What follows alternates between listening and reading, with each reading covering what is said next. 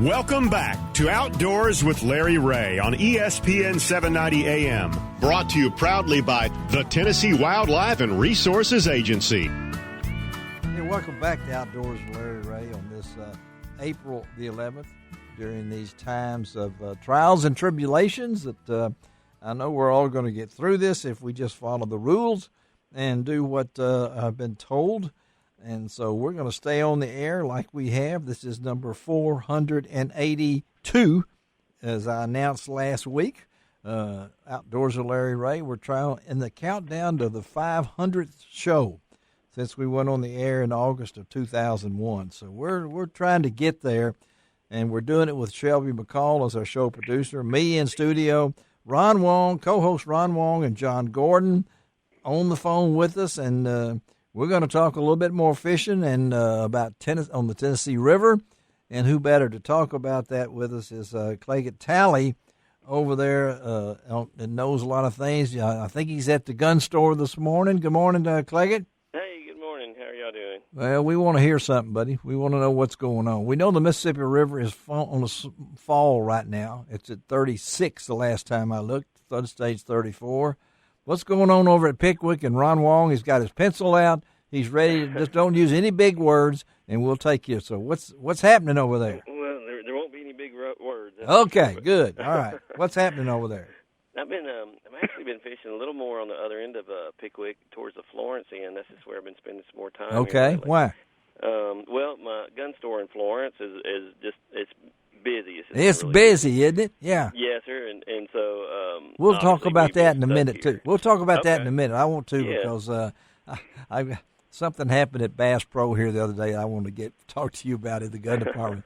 But you've been fishing the Florence area. And of course, a lot of our folks will go there. Ron's been there. I've been there. A lot of times, it's not a big difference when it's just the other end of Pickwick anyway. But it just feels more like fishing in the river end of it being in the Pickwick area in Tennessee. Yes, because I'm below the dam here when I'm in Pickwick. And but anyway, yeah, of course they've got the gates open. Most of the gates open still here, and everything's kind of muddy in the creeks. Which a lot of people were talking about catching fish in the creeks. I'm doing a little better maybe at the creek mouths, than I am actually deeper in there. I never have liked fishing muddy water, so it's not my favorite thing to do. It's still kind of stirred up in the creeks that I'm going into anyway, and plus being closer to the dam, it'll be a little muddier on my end, obviously, than the other end. So what are you using right now to of course, crawfish colors. That works pretty well.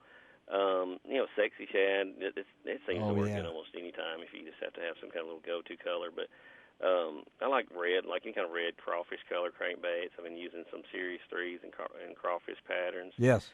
And I don't think what that thing is. It's a Strike King bait. Ron knows. It's the kind of the longer bait. I think it's called a Lucky 7. Is that right, Ron? Yeah. And that's a real good bait for this time of year. I've always liked that style. Anything called Lucky. Yeah, Lucky. Yeah, kind of got the longer bill on it. And, And that's again, crawfish color. But crankbaits is always something I like to do. It's just kind of easy for people I fish with too. If they haven't fished a lot, and just throw it out and reel it back in.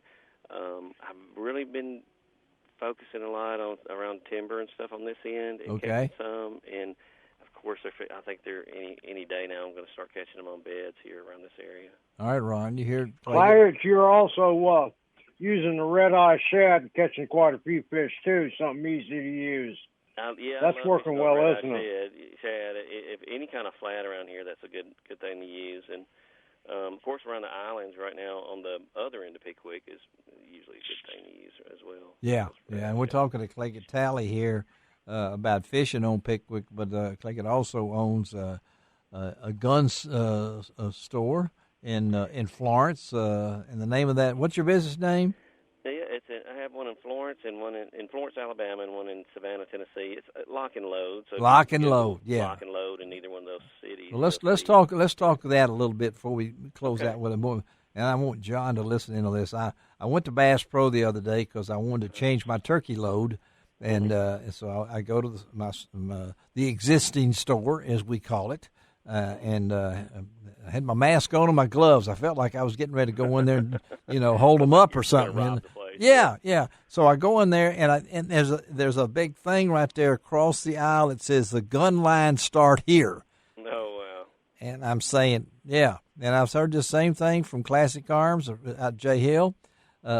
This is crazy times, buddy, from a gun dealer. Talk about what it's been like for you. Ammo, I could hardly find that 20-gauge shot turkey load I wanted. So tell us about that. The most popular ammo, like what you were looking for, is not, generally what you run out of in times like this. It's usually like 5.56, 223 rounds. Yes. Tactical style rifle rounds, and 9mm is usually popular in 22s. This time, actually, the first thing that left the shelves was 9mm, and as soon as we heard there's a shortage, it was, how gun guys yes. are. It was the whole country ran out of 9mm in a matter of hours, and I got on the phone, and I have plenty of them right now. You do? That's crazy. Okay. And it's helping my stores because everybody else in town seems to be out of it, but so once you start getting, that kind of feeds off itself too, but as soon as I seen that was hard to get, I called every place I could possibly get ammo from, and I got it. Oh. But so I've done okay on the 9mm ammo, but that's actually what started, and then everything else followed suit. 223s, and surprisingly, a lot of shotguns, especially home defense stuff, buckshot. Yes, like people are asking for that. It looks like the bread things. And John Gordon, you're listening to this as a shotgunner yourself, like I am. This is just part of this what we're dealing with, isn't it, John? Crazy. Yeah. Well, that's correct, and I can understand it. It's you can think back to, golly, I guess it was around the 2008 time frame where ammunition of all kinds became very hard to get. Yeah. It just seems like when times are hard, people want to make sure they can defend themselves. And as Clagett, did you have an idea? What was it like? I mean, because it's like the toilet paper. I can understand ammo, but I still hadn't figured toilet paper out. Toilet paper so much either. Yeah, I thought, if I ran out, I still wouldn't want to give a lot more for it. There's other sources. That's right. But were you prepared? It would be ideal, but it'd be something you could get. But yeah, ammo makes a little more sense. But it's like you said. Every time I've done this for 17 years, and the three major times was. Not trying to get politics involved, but that does have a lot to do with it. When Obama was running the first year, that was the first major boom I'd ever seen. Anything like that. And that's what everybody in the gun industry, that was their record sales and blah, blah, blah. That's right, yeah. And then after Sandy Hook was the biggest thing we ever seen. Yes. And personally, that's still the biggest crazy time I experienced with Sandy Hook. But this is a little different because it's not so political. It's more a necessity people are feeling like. And, right. Yeah. Prices really hadn't skyrocketed. Like after Sandy Hook, they were. It was weird. Everything kind of tripled. Like the stuff that they thought they were going to ban. Right. People weren't really talking about a ban right now. They're just needing it, so they're buying a lot. These prices aren't up, which is good. The prices hadn't really skyrocketed. Yeah. But it's a weird time. And in the turkey shell thing too, something to shed a little light on that, perhaps. Yes, shed it for I've me. had people come in buying that for self-defense loads because they can't find anything else. And most turkey loads are pretty potent loads. Yes, yeah. Well, I hunted. I've turkey hunted like four or five times now, and I lugged my big 12 gauge around for two of those things. I said I ain't doing this no more. So I'm switching my 20 gauge. I want my 20 gauge. So I go there, and there's hardly any. I'm trying to find. I did find one box, so that had that. Again, we're talking to Clagett Talley, Lock and Load, out of Savannah and Florence. His gun store, but also keeps up with fishing for us. And we were talking to Ron a little early, getting back to fishing, get off the guns, and get back to Ron on the fishing. Up and down weather like this, Clagett. What's the river doing? Is it pretty steady, or you said they're letting the gates go? They're letting water out. The gates are still open on this end, a lot of them. But it's tolerable. It's definitely nothing that's scary. I would think to anybody. Like you've had, like we've had, yeah, like we've had like 2 years in a row. Right. Yeah. It's not bad as far as getting out there and managing. I see a lot of families out there in boats that kind of people you generally don't see as diehard fishermen anyway.